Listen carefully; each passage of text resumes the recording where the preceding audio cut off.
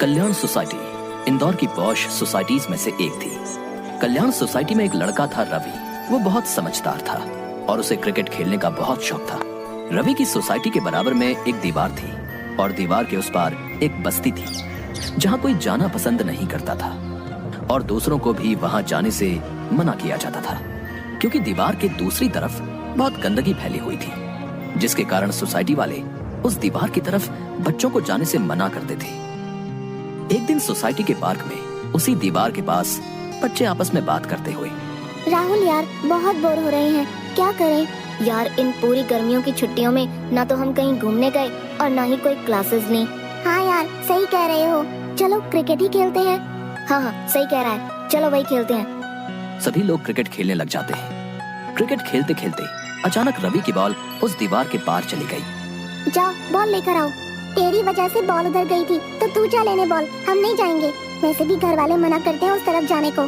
ठीक है तो तुम लोग यहीं रुको, मैं अभी आता हूँ। रवि उस दीवार से कूदकर बस्ती की तरफ जाता है और जैसे ही वो उस दीवार की तरफ पहुंचता है तो देखता है कि वहाँ जगह जगह गंदगी का ढेर लगा हुआ है। चारों तरफ बस गंदगी ही गंदगी है। अरे यहाँ तो कितने गंदे लोग रहते हैं, हर तरफ बस गंदगी ही गंदगी है और यहाँ के लोग भी यहाँ की सफाई नहीं करते, बहुत गंदगी है यहाँ तो। तभी वहाँ एक आदमी आता है। अरे अरे कौन हो तुम और यहाँ क्या करने आए हो? चले जाओ यहाँ से, हमें अपने घर वालों से गालियाँ सुनवाओगे?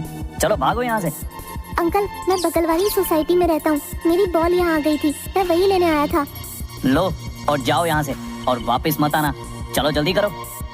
रवि इधर उधर बॉल ढूंढता है और झट से अपनी बॉल उठाता है और वापस अपनी सोसाइटी चला जाता है। अरे रवि आ गया तू?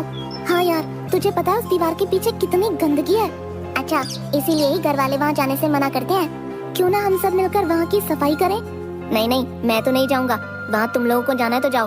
हाँ हाँ मैं भी नहीं जाऊँगा, मेरे मम्मी पापा मना करते हैं वहाँ जाने से। इतना कहकर दोनों वहाँ से चले जाते हैं, लेकिन रवि के मन में वही बात चलती रहती है कि कैसे वहाँ की सफाई की जाए। वहाँ रहने वाले लोग इतनी गंदगी में कैसे रहते होंगे? टीचर ने हमें बताया था कि गंदगी में कितनी बीमारियाँ हो सकती हैं। इनमें से तो कोई मदद करेगा नहीं, मुझे अकेले ही सफाई करनी होगी। रवि अपने घर से झाड़ू उठाता है और चुपके से छुपकर झाड़ू दीवार के उस पार फेंक देता है और फिर खुद दीवार पर चढ़कर दूसरी तरफ चला जाता है। जैसे ही वहाँ पहुंचकर काम करना शुरू करता है तो वहाँ एक औरत आ जाती है। अरे तुम यहाँ क्या कर रहे हो? चलो जाओ यहाँ से। मैं तो यहाँ की सफाई करने आया हूँ, आप ऐसे क्यों डांट रही हो मुझे? जाओ जाओ जाकर अपना काम करो, चलो जाओ। यहाँ भला सफाई की क्या जरूरत है, सब कुछ अच्छा तो चल रहा है। लेकिन आप मेरी बात तो सुनो। उस औरत ने रवि की एक बात भी नहीं सुनी और उसे वहाँ से भगा दिया। रवि वहाँ से आ तो गया, लेकिन अभी भी उसके दिमाग में वही बात चल रही थी कि वहाँ की सफाई कैसे की जाए। तभी उसकी नजर सोसाइटी में घूम रहे बंदरों पर पड़ी। वो सारे बंदर एक दूसरे की नकल कर रहे थे।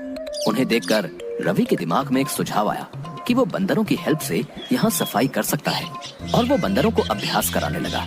कभी वो डांस करता, कभी वो केले फेंकता, कभी गेंद फेंककर उन्हें लाने को कहता।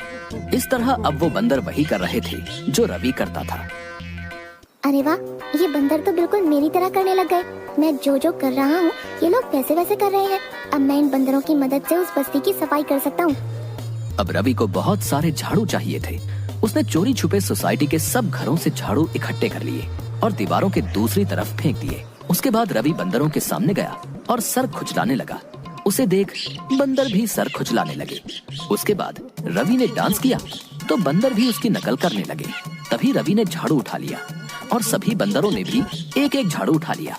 अब रवि जैसे झाड़ू चलाता सारे बंदर उसकी नकल करने लगते और थोड़ी ही देर में वो सारी जगह साफ हो गई। ये देखकर वहाँ खड़े लोग भी हैरान हो गए और सोचने लगे कि इतने कम समय में इन सभी ने मिलकर इतने सालों से गंदी पड़ी बस्ती को साफ कर दिया। चलो दोस्तों काम खत्म हुआ, अब चलकर कुछ खाते हैं। रुको बच्चे, तुमने ये काम करके हमारे पूरे समाज को एक बढ़िया उदाहरण दिया है कि अगर हम लोग चाहे तो मिलकर सब मुश्किलों का सामना कर सकते हैं और आस पड़ोस को स्वच्छ रख सकते हैं। हाँ अंकल, अगर आप लोग मिलकर सफाई करते तो आपको इस गंदगी में नहीं रहना पड़ता।